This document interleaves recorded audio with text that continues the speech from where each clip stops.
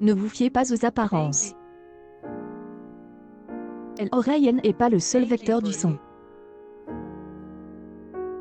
Il est également possible d'écouter de la musique, ou tous autres sons, distinctement grâce aux os des coudes. Si.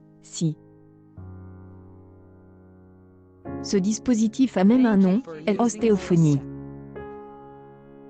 Le terme désigne le phénomène de propagation du son jusqu'à l'oreille interne via les os du crâne. Pour en faire la démonstration, jusqu'au 19 novembre, le Musée Carnavalet à Paris a installé une borne sonore par conduction osseuse, la losonante.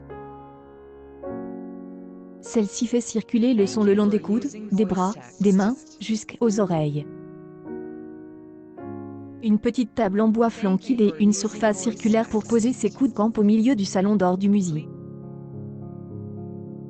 Il suffit de se boucher les oreilles avec ses mains pour entendre de compositeurs parisiens du XVIIe siècle, Marc-Antoine Charpentier, auteur des airs de cour, de cantates et de pièces instrumentales, et son rival des origines italiennes, Jean-Baptiste Lully, inventeur de la comédie-ballet et de l'opéra franqué, qui composait pour Louis XIV et Molière.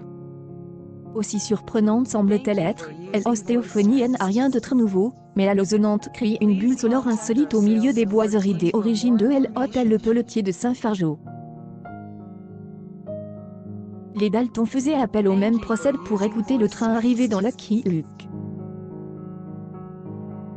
Les sons voyagent trop bien dans tout ce type de solide, explique Fabien Roland, le fondateur de la start-up losonante. La borne utilise les coudes pour privilégier une posture naturelle.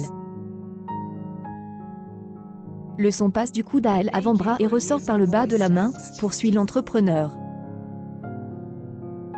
Plus la pression est forte sur les oreilles, et plus le son est distinct.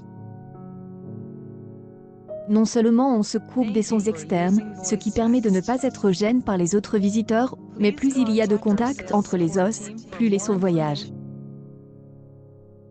Le point critique, c'est de bien contacter le bas de la main avec un os proche de l'oreille. Avec le milieu de la main, il y a de la déperdition car il y a beaucoup de fibres, de tissus et de ligaments, souligne Fabien Roland. Le son passe moins bien car on perd le code solide. Nul besoin d'être un amateur de musique classique pour être embarqué dans cette expérience sensorielle hors du commun. Un voyage hors du temps en plein quartier du Marais.